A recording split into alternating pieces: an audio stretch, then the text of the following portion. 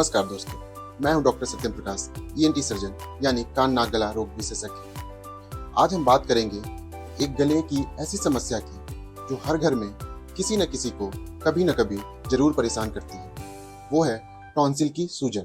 कल मेरे क्लिनिक में एक माँ अपने 7 साल के बेटे को लेकर आई और बोली, डॉक्टर साहब, मेरा बेटा बार बार गले के दर्द से परेशान रहता है। हर हफ्ते दवा लेनी पड़ती है, स्कूल छूटता है, खाना नहीं खा पाता है, नींद भी पूरी नहीं होती।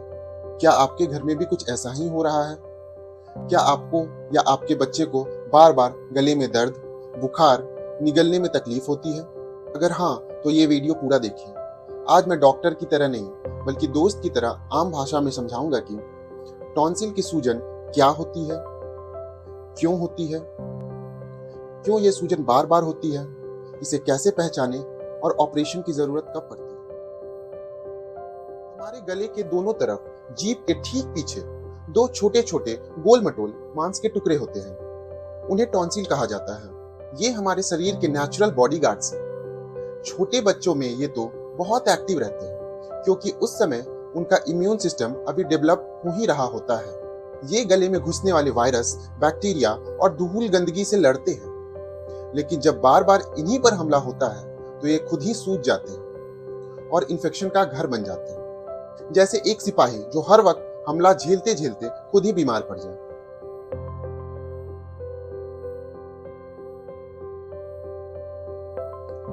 अब जानिए कि टॉन्सिल की सूजन यानी कि टॉन्सिलाइटिस के लक्षण क्या क्या होते हैं। सबसे पहला, गले में जलन, दर्द, खासकर खाना निगलते वक्त, खाने में तकलीफ, इसमें बच्चा खाना छोड़ देता है, तेज बुखार, कभी कभी 101 डिग्री से भी ज्यादा, गला भारी भारी लगना या आवाज भारी हो जाना, मुंह से बदबू जो कि टॉन्सिलर स्टोन की वजह से होते हैं, जीभ और टॉन्सिल पर सफेद या पीले धब्बे, छोटे बच्चों में चिड़चिड़ापन और नींद की कमी, बार बार उल्टी जैसा महसूस होना।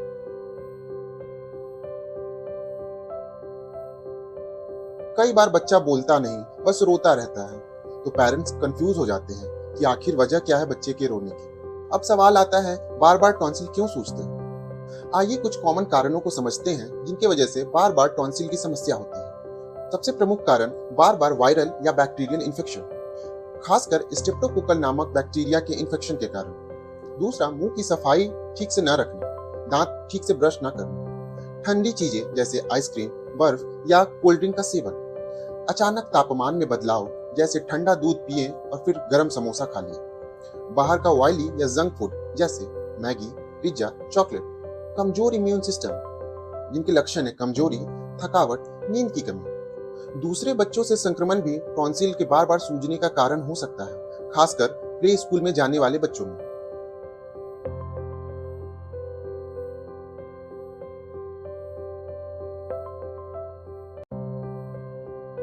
सबसे पहली बात, हर टॉन्सिल का इलाज सर्जरी बिल्कुल नहीं होता।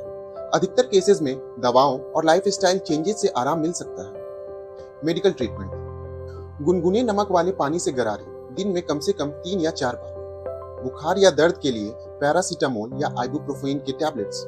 अगर बैक्टीरिया है तो ईएनटी डॉक्टर द्वारा सही एंटीबायोटिक्स का सेवन। विटामिन सी और immunity booster.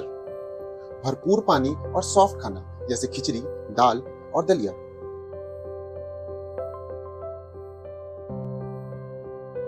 Ice cream, cold drink, chocolate बिल्कुल ना खाएं। ज्यादा बात या चिल्लाएं नहीं। मिर्च मसालेदार खानों से दूरी बनाएं। बासी और पैक्ड स्नैक्स से परहेज करें।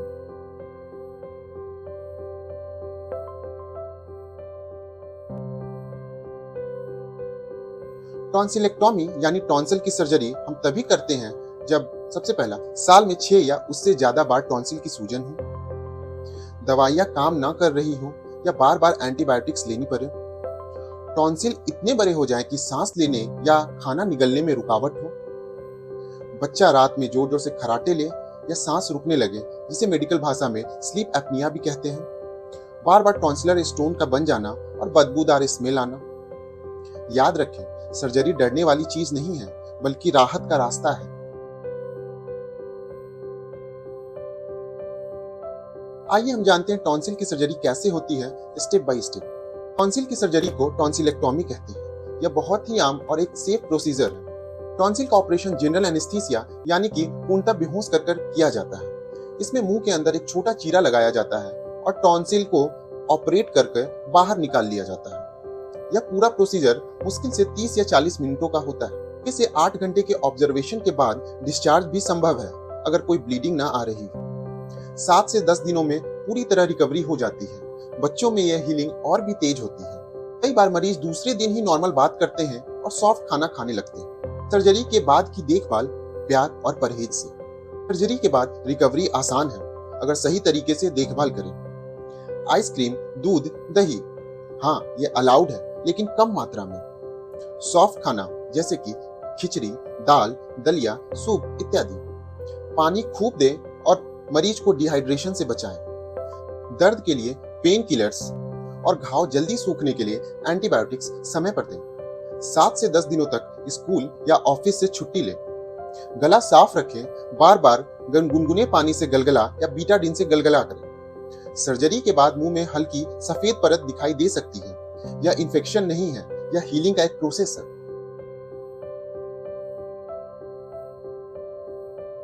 बहुत से लोग डरते हैं कि टॉन्सिल हटाने से इम्यूनिटी घट जाएगी। सच्चाई है ऐसा बिल्कुल भी नहीं होता। टॉन्सिल बचपन में इम्यूनिटी बढ़ाते हैं, लेकिन जब वो खुद इन्फेक्शन का घर बन जाए तो उन्हें हटाना इम्यूनिटी को एक्चुअली बेटर कर देता है। निकाले गए टॉन्सिल की कमी को पूरा करने के लिए शरीर में और भी लिम्फाइड ऑर्गन्स होते हैं, जैसे कि adenoids, spleen and lymph node. ये टॉन्सिल की कमी को पूरा कर देते हैं। सही समय पर सही इलाज जरूरी है। टॉन्सिल की सूजन एक आम लेकिन बार बार होने वाली तकलीफ है। बार बार गरारे और दवाएं इसको अस्थायी रूप से नहीं रोक पाती। अगर आपके बच्चे को या आपको बार बार सोर थ्रोट यानी बार बार गले में दर्द हो रहा है, बुखार आ रहा है और एंटीबायोटिक्स की जरूरत बार बार पड़ रही है तो ईएनटी डॉक्टर से प्रॉपर जांच करवाएं। सही समय पर सही इलाज, यही है स्वस्थ जीवन का राज। टॉन्सिल को लेकर आपके मन में भी काफी सवाल होंगे, उन्हें कमेंट बॉक्स में पूछें। मैं हर एक क्वेश्चन का आंसर करूंगा। अगर ये जानकारी आपको उपयोगी लगी हो तो वीडियो को लाइक करें, शेयर करें और हाँ, ऐसे ही सच्ची, सरल और मेडिकली सही जानकारी के लिए चैनल को सब्सक्राइब जरूर करें। मैं हूं डॉक्टर सत्यम प्रकाश, ईएनटी सर्जन। मिलते हैं अगले वीडियो में एक नई और जरूरी हेल्थ टॉपिक के साथ। तब तक चैनल को सब्सक्राइब करें। स्वस्थ रहिए, मुस्कुराते रहिए। धन्यवाद।